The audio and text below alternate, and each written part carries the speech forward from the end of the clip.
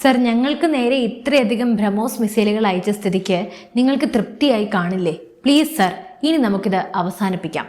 അതിർത്തിക്കപ്പുറത്ത് നിന്ന് അങ്ങേയറ്റം ഭയന്ന് വിറച്ച് പാകിസ്ഥാന്റെ director general of military operations major general Kashif Abdullah Indian DGMOയോട് ഹോട്ട് ലൈനിൽ അപേക്ഷിച്ച വാക്കുകളാണിത്. അതെ, വെറും 71 മണിക്കൂറുകൾ. ലോകത്തിലെ ഏറ്റവും വലിയ ഭീകരവാദ സ്പോൺസർമാർ എന്ന പേരെടുത്ത ഒരു രാജ്യത്തിൻ്റെ സൈനിക ഗർവിനെയും അഹങ്കാരത്തെയും ഇന്ത്യ തച്ചുടച്ച് തരിപ്പണമാക്കാൻ എടുത്തത് വെറും 71 മണിക്കൂറുകൾ മാത്രമാണ്. ഇതുവരെ ഇന്ത്യ പുറത്തുവിടാതിരുന്ന ലോകമെമ്പാടുമുള്ള ഡിഫൻസ് വിദഗ്ധരെ പോലും ഞെട്ടിച്ച ആ രഹസ്യം ഇപ്പോൾ അന്താരാഷ്ട്ര മാധ്യമ ഭീമനായ ഡിസ്കവറി അവരുടെ ഡീക്ലാസിഫൈഡ് ഓപ്പറേഷൻ സിന്ദൂർ എന്ന ഡോക്യുമെന്ററിയിലൂടെ പുറത്തുവിട്ടിരിക്കുകയാണ്. ഡൽഹി ലക്ഷ്യമാക്കി പാകിസ്ഥാൻ അയച്ചൊരു ഹൈ സ്പീഡ് മിസൈലിനെ ഹരിയാനയിലെ സിർസയ്ക്ക് മുകളിൽ വെച്ച് ഇന്ത്യ തകർത്തത് എങ്ങനെയാണ്? തുടർന്ന് തിരികെ പാകിസ്ഥാന്റെ മണ്ണിലേക്ക് കുതിച്ചെത്തിയ ബ്രഹ്മോസ് സൂപ്പർസോണിക് ക്രൂയിസ് മിസൈലുകൾ പാകിസ്ഥാന്റെ 11 വ്യോമസേന താവളങ്ങളെ എങ്ങനെയാണ് ശ്മശാനത്തിന്റെ അവസ്ഥയിലേക്ക് എത്തിച്ചത്? ഇന്ത്യയുടെ 5 വിമാനങ്ങൾ തകർത്തു, 10 വിമാനങ്ങൾ തകർത്തു എന്നൊക്കെ പറഞ്ഞ പാകിസ്ഥാന്റെ വ്യാജ പ്രചാരണങ്ങൾക്ക് കാവൽ നിന്ന ചിലരുടെ മുഖത്തേറ്റ ഏറ്റവും വലിയ പ്രഹരമാണ് ഇപ്പോൾ പുറത്തു വന്ന ഈ വിവരങ്ങൾ. സംഭവങ്ങളുടെ തുടക്കത്തിലേക്ക് നമുക്കൊന്ന് പോകാം. 2025 മെയ് മാസം അതിർത്തിയിൽ വീണ്ടും പാകിസ്ഥാൻ തങ്ങളുടെ പഴയ വൃത്തികെട്ട കളി തുടങ്ങി. പ്രകോപനമില്ലാതെ ഇന്ത്യൻ സൈനിക താവളങ്ങൾക്ക് നേരെ പാകിസ്ഥാൻ ആക്രമണ ശ്രമങ്ങൾ നടത്തി. ഏതാണ്ട് 71 മണിക്കൂറോളം അതിർത്തിയിൽ സംഘർഷാവസ്ഥ പുകഞ്ഞുകൊണ്ടിരുന്നു. ഈ 71 മണിക്കൂറുകൾ പിന്നിട്ടപ്പോൾ തങ്ങളുടെ അന്ത്യം കുറിക്കുന്ന ഏറ്റവും വലിയ അബദ്ധം പാകിസ്ഥാൻ കാണിച്ചു. മെയ് 10 പുലർച്ചെ 1:30-നും 1:45-നും ഇടയിലുള്ള സമയം ഇന്ത്യയുടെ പരമാധികാരത്തിന് നേരെ രാജ്യത്തിന്റെ ഹൃദയഭൂമിയായ സാക്ഷാൽ ന്യൂഡൽഹിയെ ലക്ഷ്യമാക്കി പാകിസ്ഥാൻ ഒരു ഹൈ സ്പീഡ് മിസൈൽ തൊടുത്തുവിടാനായി ശ്രമിച്ചു. അതോടൊപ്പം തന്നെ ഇന്ത്യൻ വ്യോമസേന താവളങ്ങൾ, കരസേനയുടെ വെടിമരുന്ന് ഡിപ്പോകൾ, പ്രമുഖ വിമാനത്താവളങ്ങൾ, മിലിറ്ററി കണ്ടോൺമെന്റുകൾ എന്നിവയ്ക്ക് നേരെ മിസൈലുകളും ഡ്രോണുകളും റോക്കറ്റുകളും ഉപയോഗിച്ച് വൻ ആക്രമണത്തിന് പാകിസ്ഥാൻ പദ്ധതിയിട്ടു. വെറുമൊരു അതിർത്തി സംഘർഷമായിരുന്നതിനെ ഒരു പൂർണ്ണമായ യുദ്ധത്തിലേക്ക് തള്ളിവിട്ട നിമിഷമായിരുന്നു അത്. എന്നാൽ അതിർത്തിയിൽ കാവൽ നിൽക്കുന്നത് ഇന്ത്യയുടെ ആധുനിക വ്യോമ പ്രതിരോധ സംവിധാനങ്ങളാണെന്ന കാര്യം പാകിസ്ഥാൻ മറന്നതാണോ അതോ മറന്നതായി നടിച്ചതാണോ എന്നറിയില്ല. ചിലപ്പോൾ ഓവർ കോൺഫിഡൻസ് ആവാം. ഡൽഹി ലക്ഷ്യമാക്കി പാകിസ്ഥാൻ അയക്കാൻ തുനിഞ്ഞ ആ മിസൈൽ ഹരിയാനയിലെ സിർസയ്ക്ക് മുകളിലെത്തിയപ്പോൾ, അതായത് അതിർത്തി കടന്നില്ല, അതിർത്തിക്ക് മുമ്പേ തന്നെ ഇന്ത്യയുടെ വ്യോമ പ്രതിരോധ സംവിധാനം റെഡ് അലേർട്ട് നൽകി. അവിടെ നിലയുറപ്പിച്ചിരുന്നത് ഇന്ത്യയുടെ ബരാക് 8 ഉപരിതല വ്യോമ മിസൈൽ പ്രതിരോധ സംവിധാനമായിരുന്നു. വെറും നിമിഷങ്ങൾക്കുള്ളിൽ, സെക്കൻഡുകൾക്കുള്ളിൽ സിർസയിലെ വ്യോമസേന താവളത്തിൽ നിന്നും ബരാക് 8 കുതിച്ചുയർന്ന് ആകാശത്ത് വെച്ച് കൃത്യം പുലർച്ചെ 2 മണിയോടെ തന്നെ പാകിസ്ഥാന്റെ മിസൈലിനെ ബരാക് 8 നിഷ്പ്രഭമാക്കി തകർത്തെറിഞ്ഞു. ആ മിസൈലിന്റെ അവശിഷ്ടങ്ങൾ സിർസയിലെ പാടശേഖരങ്ങളിൽ ചിതറിത്തെറിച്ചിട്ടുണ്ട്.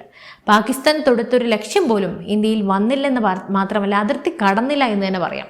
ഡ്രോണുകളെല്ലാം ഇന്ത്യയുടെ ജാമറുകൾ തകർത്തു, റോക്കറ്റുകൾ വഴിതെറ്റിപ്പോയി. പക്ഷേ രാജ്യത്തിന്റെ തലസ്ഥാനമായ ന്യൂഡൽഹിയെ ലക്ഷ്യമിട്ട് അവർ നടത്തിയ ആ ആക്രമണ ശ്രമം ഇന്ത്യയുടെ ക്ഷമയുടെ അറ്റമായിരുന്നു. ഇന്ത്യ അത്രത്തോളം ഒന്നും നമ്മുടെ പ്രഹരശേഷി തുറന്നു കാണിച്ചിരുന്നില്ല. ദേശീയ സുരക്ഷാ ഉപദേഷ്ടാവ് അജിത് ഡോവലും സൈനിക മേധാവികളും ചേർന്ന് ഒരു തീരുമാനമെടുത്തു. Operation Sindoor execute. പ്രത്യാക്രമണത്തിന്റെ പൂർണ്ണ ചുമതല ഇന്ത്യൻ വ്യോമസേനയ്ക്ക് കൈമാറി. ഇന്ത്യ ഉപയോഗിച്ച പ്രധാനപ്പെട്ട ആയുധം ശബ്ദത്തെക്കാൾ 3 ഇരട്ടി വേഗതയിൽ കുതിക്കുന്ന സാക്ഷാൽ ബ്രഹ്മോസ് ക്രൂയിസ് മിസൈലുകളായിരുന്നു. ഏകദേശം 1200 കിലോമീറ്റർ നീളമുള്ള അതിർത്തി മേഖലയിൽ ശത്രുവിന്റെ അതിർത്തിക്കുള്ളിലേക്ക് 200 കിലോമീറ്റർ ഉള്ളിലേക്ക് കയറിയാണ് ഇന്ത്യ പ്രഹരമേൽപ്പിച്ചത്. ഓർക്കണം, 200 കിലോമീറ്റർ അങ്ങോട്ട് ചെന്ന്. ഇന്ത്യയുടെ ആക്രമണം 2 ഘട്ടങ്ങളായിട്ടാണ് നടപ്പിലാക്കിയത്. 1-ാം ഘട്ടത്തിൽ പാകിസ്ഥാന്റെ പ്രധാനപ്പെട്ട വ്യോമ താവളങ്ങളായ റഫീഖി, സൊക്കൂർ, റഹീം, യാർഖാൻ, നൂർഖാൻ എന്നീ താവളങ്ങൾക്ക് നേരെ ബ്രഹ്മോസ് മിസൈലുകൾ കൃത്യതയോടെ പതിച്ചു.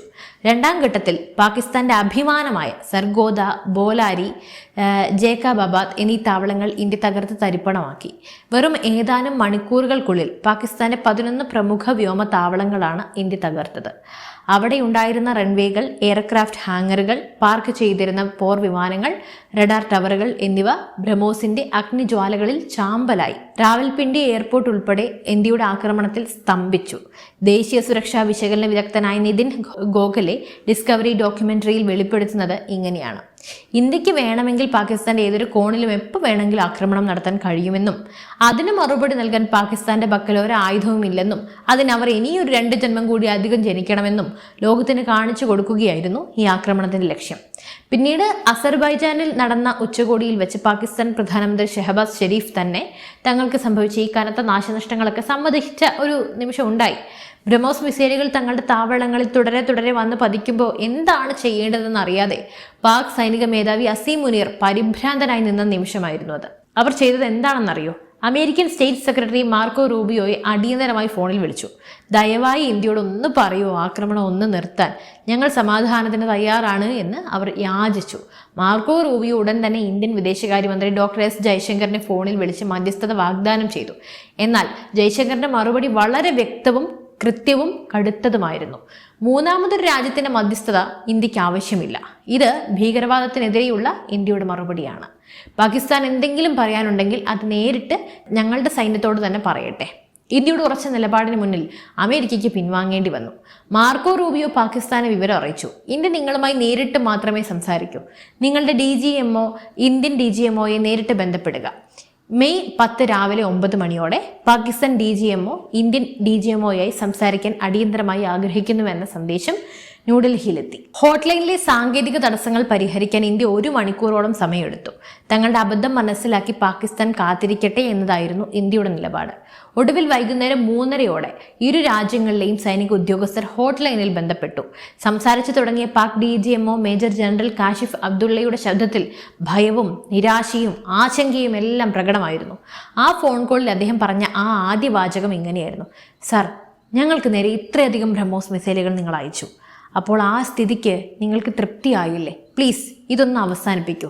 തങ്ങൾക്ക് കനത്ത നാശനഷ്ടം സംഭവിച്ചുവെന്നും അടിയന്തരമായി ഇതൊന്ന് വെടിനിർത്തൽ വേണമെന്നും പാക് DGMO അഭ്യർത്ഥിച്ചു, യാചിച്ചു എന്ന് തന്നെ പറയാം. പാകിസ്ഥാനെ കൃത്യമായി പാഠം പഠിപ്പിച്ചത് കൊണ്ട് തന്നെ വൈകുന്നേരം 5:30 പോരാട്ടം അവസാനിപ്പിക്കാൻ ഇരുപക്ഷവും ധാരണയിലെത്തി. വെറും 71 മണിക്കൂറുകൾ കൊണ്ട് യുദ്ധസമാനമായ സാഹചര്യത്തെ ഇന്ത്യ തങ്ങളുടെ പൂർണ്ണ നിയന്ത്രണത്തിലാക്കി. ഡിസ്കവറി പുറത്തുവിട്ട ഈ ഒരു ഡോക്യുമെന്ററി വ്യക്തമാക്കുന്നത് ആധുനിക ഭാരതത്തിന്റെ മാറിയ നയതന്ത്ര സൈനിക കരുത്തിനെ കുറിച്ചാണ്.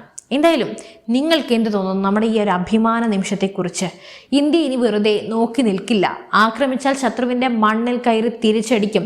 അതിർത്തി പോലും കടക്കാൻ നമ്മൾ ഇനി അനുവദിക്കില്ല. ഇന്ത്യയുടെ സ്വന്തം ബ്രഹ്മോസ് മിസൈലുകളും ബരാക്ക് 8 സിസ്റ്റവുമാണ് ഈ ഓപ്പറേഷനിൽ പാകിസ്ഥാനെ നിഷ്പ്രഭമാക്കിയത്. പിന്നെ നമ്മുടെ സൈനികരുടെ കരുത്തും മനക്കട്ടിയും അവരാണ് നമ്മുടെ രാജ്യത്തിൻ്റെ കാവൽക്കാർ, അവരാണ് നമ്മുടെ കാവൽക്കാർ, അവരാണ് നമ്മുടെ ദൈവം. ആ രീതിയിൽ തന്നെ നമ്മൾ അവരെ ആദരിക്കണം. കാരണം അത്രത്തോളം അഭിമാനപൂർണ്ണമായൊരു നിമിഷമാണ് നമ്മൾ കഴിഞ്ഞ കൊല്ലം കാണാനിടയായത്. എന്തായാലും ഈ വിഷയത്തിൽ നിങ്ങൾക്ക് എന്ത് തോന്നുന്നു? നിങ്ങളുടെ അഭിപ്രായങ്ങൾ തീർച്ചയായും താഴെ കമൻറ്റ് ചെയ്യൂ. മറ്റു വിഷയമായി വീണ്ടും എത്തും വരെ നന്ദി. News desk IBN Malayalam.